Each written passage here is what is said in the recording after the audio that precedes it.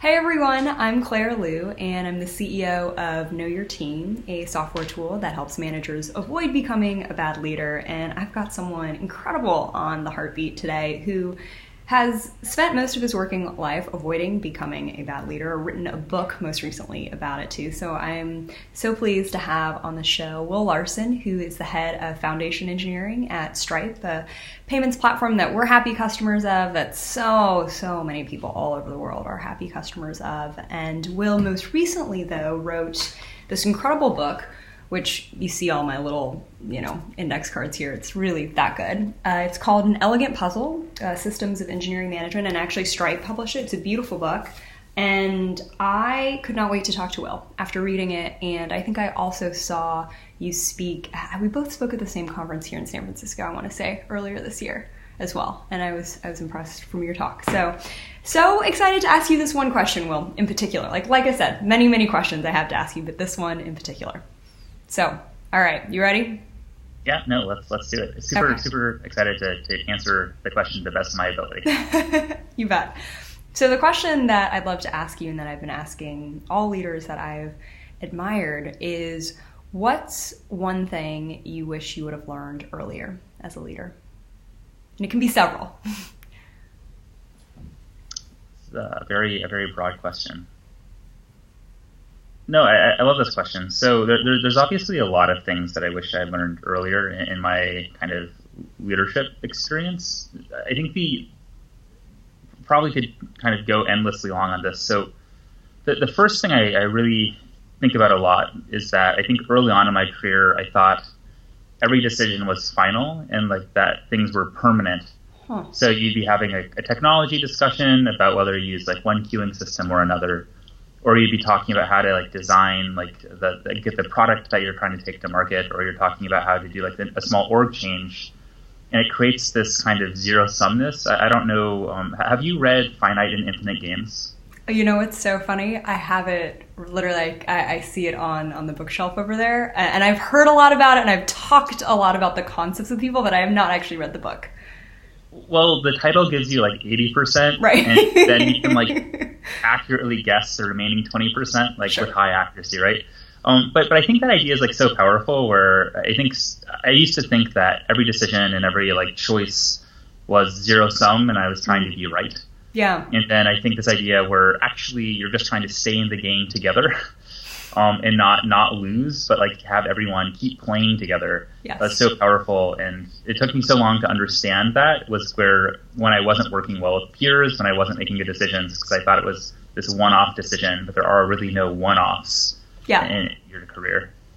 I love that sentiment. It's actually, I don't think anyone. I've interviewed I want to say over 50 CEOs, founders, managers, executives over the past almost 2 years now. I don't think anyone has said that answer before, which is actually pretty rare. Usually they sort of overlap or touch each other, but it's pretty singular. And I think the reason why I was smiling when you were saying that is because I'm thinking about all the unintended consequences that come from assuming that it has to be perfect, or you have to get it right, or there's sort of an answer key in the back of the book somewhere on how to successfully have this team perform well and have everyone working well together. For you, Will, when did you realize this? You've had sort of a long storied career both at Dig and at Uber in engineering leadership roles. Excuse me. Was it then? Was it at Stripe? Was it previous to that? A little bit of it all. I've been realizing this over and over in kind of increasingly clear ways. I think one of the gifts of starting to lead in larger roles is that people copy you, and so sometimes it's hard to see your own behavior, but you see people in your org all start behaving in a certain way, and you're kind of why is everyone doing this? And slowly you walk it back, and you realize it's because you're doing it, and they're actually modeling this behavior that you're maybe not as aware of as you thought you were. Right. And so I think there is one of the things I've learned about myself. I think to my pleasure and displeasure is that I'm a fairly rigid person in a lot of ways. Okay. And I've been seeing that play out in my organization. And I'm wow, why is my org so rigid? And it's like, it's because I'm rigid. And so that, I think, has become increasingly clear to me as I got into work with like larger teams, that you can see it much more easily. And so I think really it started to be clear to me at Uber, kind of this rigidity and the consequences of it, and kind of the belief behind the rigidity that these were like critical, essential, like bad things would happen if I didn't get this thing right every single time. Yeah. And then at Stripe, I got to see the same lesson again and started to internalize it, I think, a little bit more this time. Totally. I mean, you talk about this concept of modeling, actually. There's a wonderful section of your book where you sort of outline approaches, and this is actually one of the things I was excited to talk to you about. You seem to have done a lot of reflection around your own personal framework for how you think about leadership, which I think is fascinating. I mean, from a purely sort of academic perspective, because you look at sort of the academic field of leadership and management, and my God, there's like 100 frameworks, right? And the reason why actually that's helpful is because sort of the best leaders, what they do is they create the best framework, which is accumulation of a few for themselves. So I just thought it was so mature and sophisticated in your thinking of sort of formulating your own, and instead of sort of like stepping on these sort of other broad frameworks. For example, like I think a really popular one is sort of like authentic leadership, or a lot of people lean into situational leadership and or trait-based leadership, etc. But the one that you described, it was around, I believe, modeling, documenting, and sharing. And so I just, I'll sort of leave it there. I'm curious to hear how you got to this, and also for you to explain to our audience what this framework is and how it's useful to you. A couple of lead-ins there. I think one of the interesting things I think about managing in Silicon Valley when you start out in a smaller startup is that often the role modeling is there's just like not an experienced manager to model after. And so to your point, you can like read all these books, and these books are, I think, very helpful. There's lots of great books out there that I've learned a ton from, but they don't necessarily have like a roadmap you can actually implement. It's like, here's how this works at this like multinational corporation, but like this is a 5-person team running out of money. Like how do I do this, right? Yeah, I mean, I liken it, Will, often to, you don't learn how to ride a bike by reading a book, right? Yep. It's like you can read lots of books about it. You can become extremely knowledgeable about the parts and inclines and gears and speed, but it's a totally another thing to get on it and to do it yourself. And it's totally different. So I think one of the cool things that happens, though, is that you actually have this opportunity to kind of like reverse engineer what management is. And a lot of times this goes poorly. So I don't think this is like the best way we could be training new managers, is just kind of throwing the child into the lake and asking them to like start swimming, right? Yeah. Like sometimes they start swimming, but like I imagine like the success rate is like pretty low on that particular one. But it does give you a chance if you take it to sort of think about what management is to you and like what resonates and works with you the best way. And I think for me, authenticity is, I think, sort of out of necessity. I don't have much of a like ability to hide my feelings, getting better at that. But I think like authenticity is like a core value for me. And so I had to figure out what are different styles for leadership that allow me to be like kind of true to like myself, but that also work, because there's lots of styles that are like authentic, but don't work. And so being authentic to yourself is not like the most, like companies don't hire you to be like your authentic self necessarily. They like hire you to like accomplish something, and they'd love it if you could do that in a way where you are authentic. But it's not like goal one of the business is not like Will's authentic self today or something. Like no one like really cares if I'm like authentic to myself on any given day. So how do you find like a style that actually works for you and that you can be like kind of fully bought into and engaged with and works for the people around you? And so one of the styles I found was this kind of model document share, which is this idea that a lot of times you're trying to make influence, but you don't actually have authority. And I think sometimes you can be like defeatist about this, where it's like, I can't do anything, I don't have authority. But I basically never found you have, like, no one actually has as much authority as you think they have. Where you're like, oh, the CEO has all the authority, or so-and-so has all the authority, but everyone's like living in these like tight set of constraints. So, like maybe you have all this like power, like air quotes, but the only legal moves you can make from like all these constraints, you still only have like two choices. where you have like infinite authority but can only deploy it in like one or two like very simple ways. And so for me, model document share is like, what if we thought about this without authority? What if we believe that people are going to do rational things and going to do the best thing they can?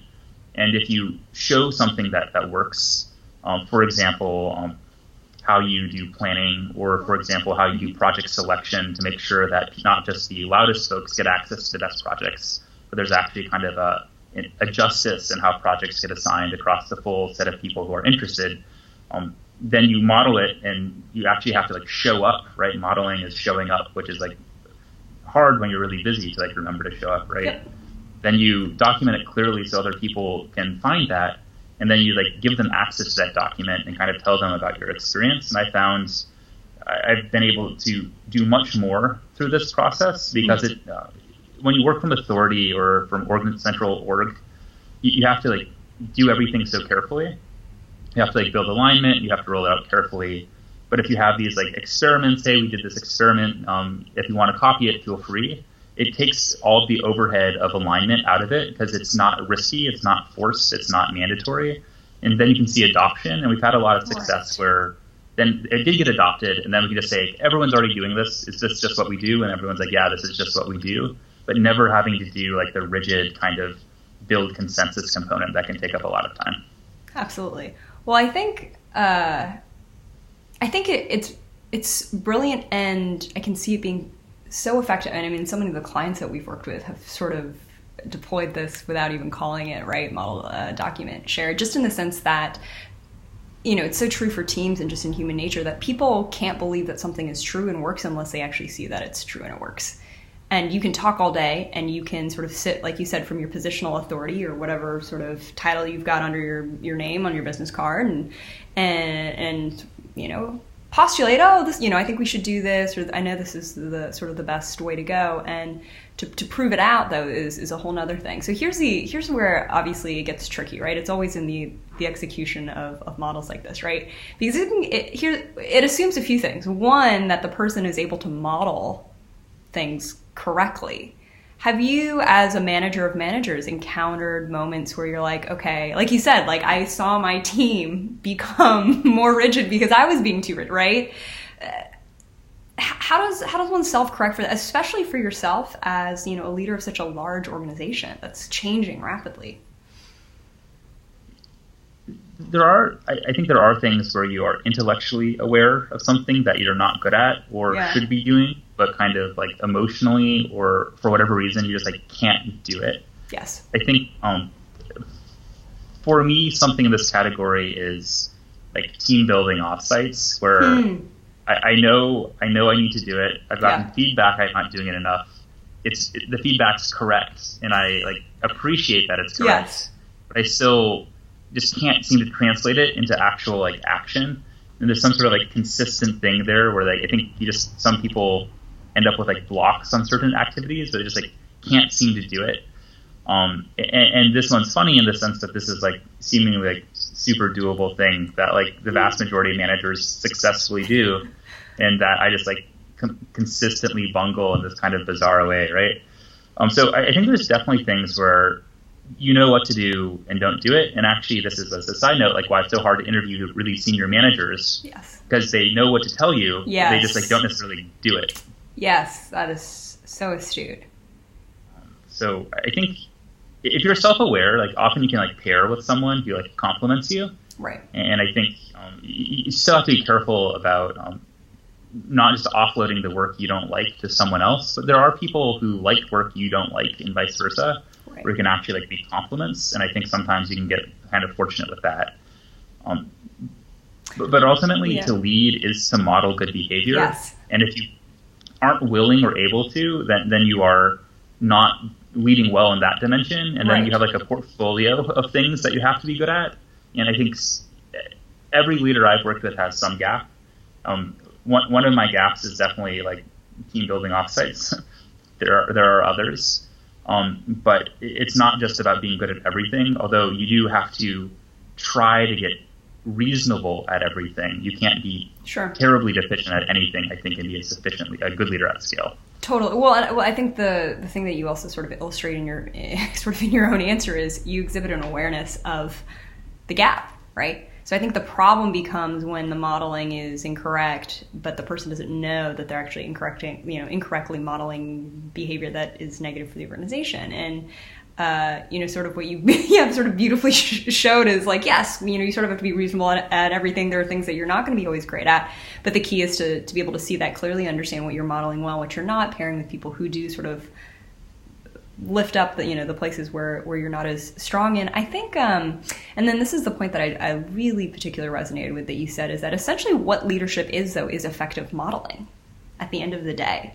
Like, I think a lot of times our conception of leadership, for better or for worse, probably for worse, just through our society, has been rather a leader more of words, of sort of big, bold action, of dramatic flair and charisma. Yet it's, to your point, sort of the day in, the day out, the small words of encouragement, the small gestures, small things that people do that they model that says more than anything.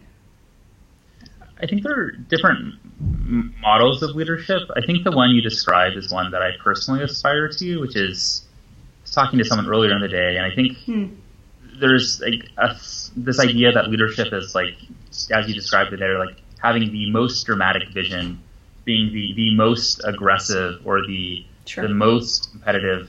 But I actually think like most of the great leaders I've worked with are just extraordinarily consistent at the fundamentals. There's actually a lot of good leadership is just like being an extraordinarily good listener, an extraordinarily kind person, extraordinarily empathetic, extraordinarily consistent in how you process and how you make decisions. And that it's not necessarily, to your point, like very flashy. It's just like the consistency when you're modeling to like hundreds or thousands of people, the consistency just becomes like, even if you do it wrong 1 out of 100 times, that is actually like too often at some level. I love that point. I find that to be so true, and I mean so many of the leaders that we've worked with. Thank you for sharing that. Okay, here's the other thing I wanted to ask you about. Well, like literally I have like hundreds of questions, so I'm like in my head picking and choosing which ones am I going to ask, because the book was so wonderful. I was reading a page where you talked about killing your heroes. Tell me about this. What do you mean? So that's interesting. So I wrote the majority of the book over a 6-month period, but a few of the pieces are things I wrote 10 years ago. Oh, wow. And that is actually I think the oldest piece in there, and that is about 10 years old. Okay. Where was I when I wrote that? So I was a few companies ago, and we had a senior technical leader who was kind of single-handedly trying to prop the company up, and like taking it on their back, doing all the work, making all the decisions, dealing with every on-call problem. Every design, they were at the forefront, and they were working themselves into the grave. And they meant so well, but they were also kind of breaking the company while trying to save it. And so I think so often you kind of lionize that person, like this is this person who's saving it. But I think the challenge is it's both true that this is a wonderful person trying very hard to do the right thing, and they're doing it in such a way that they're harming the business very meaningfully, and if you don't stop them, the business will like fail to grow at a minimum, and maybe like fail overall. And I think that to me is the core of this idea. Like, how do you have empathy for someone who is trying but like sabotaging themselves and others without being angry at them? Like, they're trying. It's not that they're bad. It's just that they're implementing the approach just doesn't work. Absolutely. Do you think the CEO at the time saw this as an issue or saw this person as a hero and was like, God, thank God we hired this person, because then I would, like maybe I'd have to have hired 3 people. Like, I think like your perspective is spot on, but I also feel like you have that clarity by virtue of your position in some way. You know what I'm saying? Like, I'm curious to hear that, like, push back on me if you think that I'm off there. I'm curious what you think. We found the 10x engineer, and if the 1x engineers just got out of their way, it would all be fine, right? So there's like these myths of productivity. I think as you're around in tech or the Valley long enough, you start to see the public myth of like kind of different projects and individuals, and then you talk to people involved, and you realize like the public myth and the actual like experience like don't relate. Where it would be like, oh, this person who's perceived publicly to have led this project was never involved, et cetera, right? So I think there is like the perception gap on these things is massive. Yeah. And it's kind of endemic how big the perception gaps often are, and how people's contributions are get erased in kind of complicated ways. In this case, I don't think there was a whole lot of awareness that this was a problem. I think another thing I learned slowly in my career is that if you bring emotion to a lot of disagreements, then people characterize performance problems as relationship problems.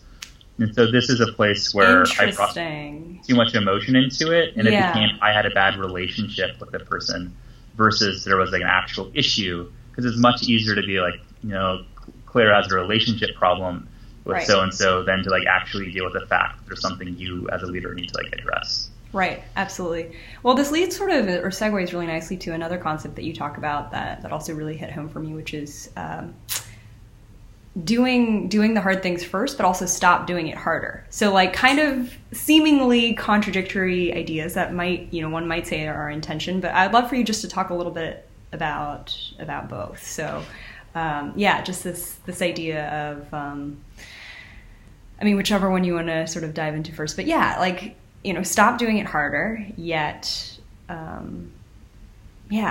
curious when you were writing that, and again, like, I love hearing this context of sort of when you were in your career too, and thinking some of these things through.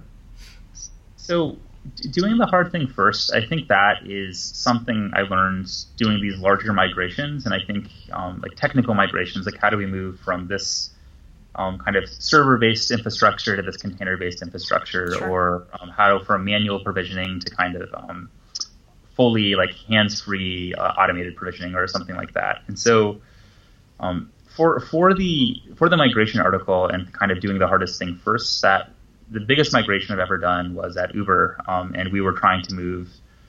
We had this kind of untenable situation where we were getting 2 or 3 people a day asking to spin up a service, and we were only able to spin up like 2 or 3 a week. And so each day we came in, we were like further behind, and we were working hard. And you often talk about this idea of being like further behind each day, but it's rarely like trackable in a way where it's like obviously true.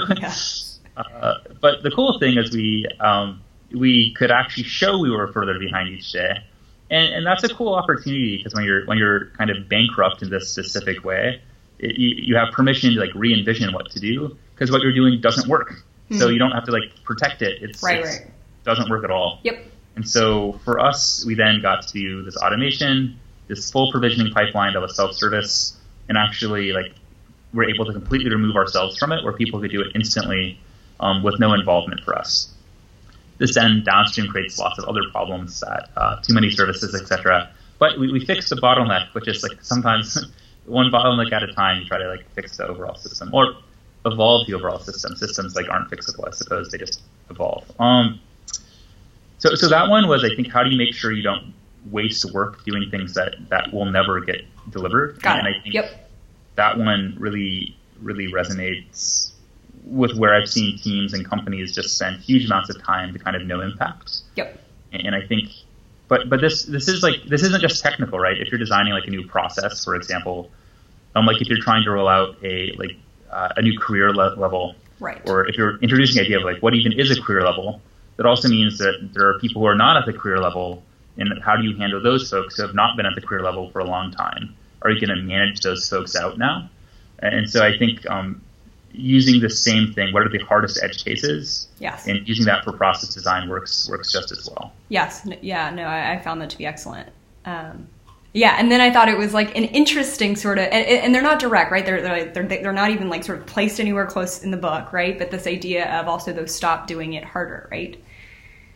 I think the idea of stop doing it harder is more about, I think people try to work through. There's like a industry conversation about burnout that's been happening for years, and I think there's this idea that you can like work through problems. I think certain problems you can work through. For example, if you have an urgent like launch date you need to hit, and it's like 2 weeks out, you can work harder and be more likely to hit that date, sure. Right? But if you are then every 2 weeks working harder to hit the next 2 weeks, you're sort of working in a broken system. And I developed this idea at that time of sometimes the only way to fix the system and actually make huge improvements is to let the system fail. Yes, I completely agree. And I think as a like motivated, smart, hardworking person, you can put yourself in spots where you try to sustain the broken system, but it doesn't work. Yep, exactly. And I think the hard part is distinguishing sort of between the two, right? When do you let it fail? When do you sort of press on and understand that, you know, doing the hard thing first is actually what's going to save more time in the long run?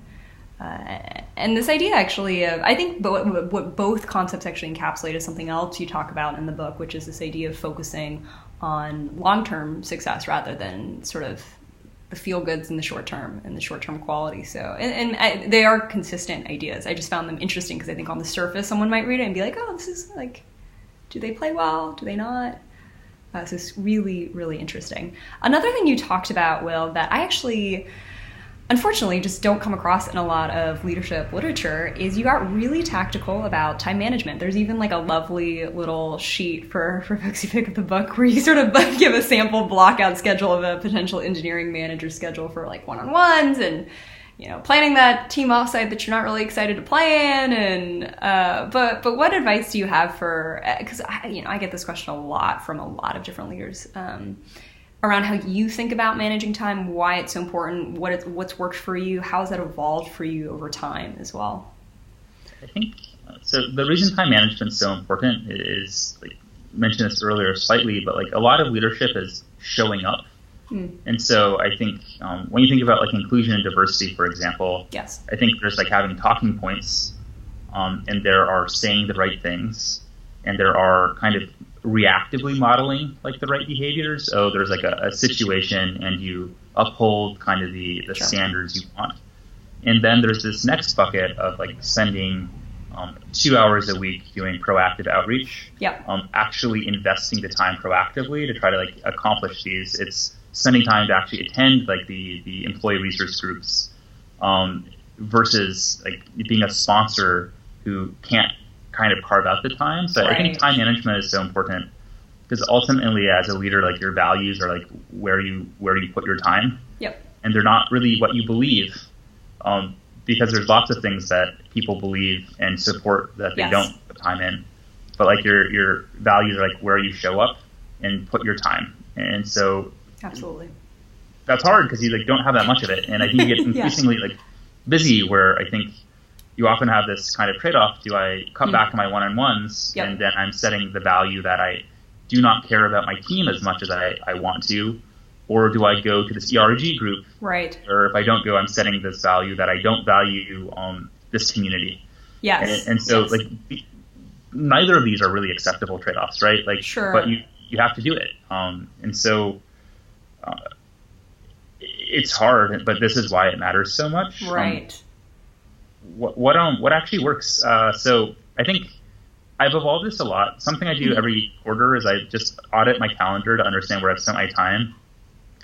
And I'm pretty ruthless about cutting back to get to where I want to be. Yep. I think that means like being less accessible than you want to, sometimes to certain categories of like yep. outreaches. Doing this book, I found that I like overcommitted to kind of just a number of things. And it's really hard to do. Like and I want to do them, but you just have to be like, what have I starved out Sure. by doing it, right? So blocking, reviewing every quarter, starting over, having meetings that expire automatically, where after 16 they just go away, and you have to remember to reschedule it. Having the courage to cancel stuff, having the courage to just stop showing up to something you don't think is useful. I think earlier in your career, I think you often believe that like critical information and things happen like behind these closed doors. But like when you're behind more and more of the closed doors, I think the illusion that this is where like the important things happen, like kind of wears off. There's less work FOMO, meeting FOMO over time. Yeah, I think attendance as a form of recognition gets like increasingly low return over time. Yes. Well, what I really appreciate about what you shared there is this idea that how you spend your time communicates your values. And in many ways, I think about myself, like I have to check myself on that a lot. It's like literally how I'm spending each hour of my day is saying what I think is most important and where I think our priorities as a company should be. And that level of intentionality, I don't think is put oftentimes for us as leaders on where we're putting our time. So I just love this idea of literally, how you are spending it, whether it's, doing outbound outreach for diversity and inclusion efforts, whether that's around interviewing, whether that's preparing for those one-on-ones, like whatever those blocks of times you're going to, you're essentially communicating to your team, like, this is what matters to me. And then I appreciate also just the quarterly reflection on that as well, because it's a way to sort of keep yourself accountable on that. It's not the case that like how I spent my last quarter is like an obviously optimal thing that I should like continue to reinvest in, right? So I think just forcing like reflections when you learn, right? Yes, absolutely. Well, so Will, I literally, like I said, I have hundreds of questions, but I don't want to keep you here all day on this podcast talking to me. So for the sake of time, one of the things that I was like, I have to ask him about this when he comes on the podcast is, I think the introduction to your book, or sort of the preface, you talked about how a lot of people get into management for different reasons. So sometimes they think they could do a better job than their leader. Sometimes they're sort of excited for their career path. Sometimes they're just curious. And you said in the book that you wouldn't say you didn't say which one you were. So I am curious to understand like what drove you to become a leader, and then also in writing the book, just someone who I do a ton of writing myself. Like, people write books because they feel like they have something to say. Like, for you, like, what was the driving force behind wanting to get this book out there as well? I think maybe I can do both. I'll do them reverse order. Okay. So why? And if you want to share, by the way, the answer to the first question. The first one I think is like a little bit anticlimactic. Maybe I'll do them in order then. So the first one, really at that point, like the other managers had left. And they were looking for kind of the person who didn't realize that it was like not the best management job to start managing at this failing startup after the second round of layoffs. And I was like the easy con, and I like signed up for it, and I was super excited. And so it wasn't super intentional, but the opportunity was there. Yeah. And I've actually told this to a lot of people, and this advice has never gone over well. It turns out this is not good advice to deliver. But if you find yourself at a bad company, there's actually a lot of opportunity for you personally, because there's like a lot happening and there's a lot of room for you. Right. But it turns out telling people they're at a bad company doesn't actually land very well. So I stopped trying to deliver this advice to people. Noted. But I was at a bad company, and I felt comfortable saying that at that point. In terms of writing the book, I think something that I have come to believe is that I think the piece that kind of comes to this the best is there's this piece about working the policy, not the exceptions. Yes. And I found very few folks who are willing to tolerate the consequences of not making frequent exceptions. So exceptions are, for example, like compensation. Like, you really want to hire the candidate, you're just going to give them a little bit more than you've given to people in comparable roles. You really don't want to lose the star performer, so you're going to make a new role just for them. That is a role a lot of people want, but you're going to carve it out for them. I think it's so easy to do that, but it basically means that you start penalizing the folks who I think are the core of great organizations, who are quietly doing amazing, humble work. Yeah. They're creating space for other people to be successful. Right. They're not grabbing all the opportunity for themselves. They're like actually optimizing for the community, for the company, the org. And so I just feel very strongly, because I, rightly or wrongly, like in part view myself as that person.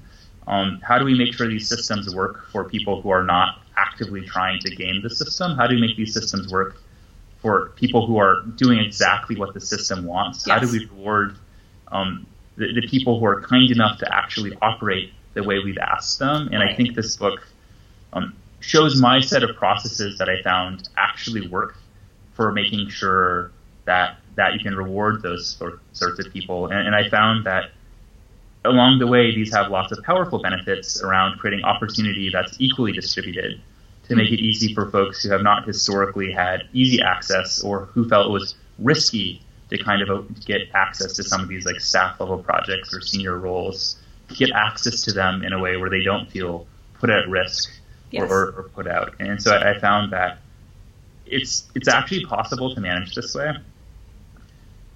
There's lots of uncomfortable parts about being very structured and process driven and consistent, but I found that it's much easier to have the awkward up front versus this long trail of kind of rumor and innuendo about how things, actually work. And so I just really think if more companies and more leaders were willing to operate this way, like there's like a much more scalable model for them to take on. The orgs are much easier to be successful in. And I actually think they just work quite well. So that's sort of the dream that I have in putting this book out there. Absolutely. No, I love that.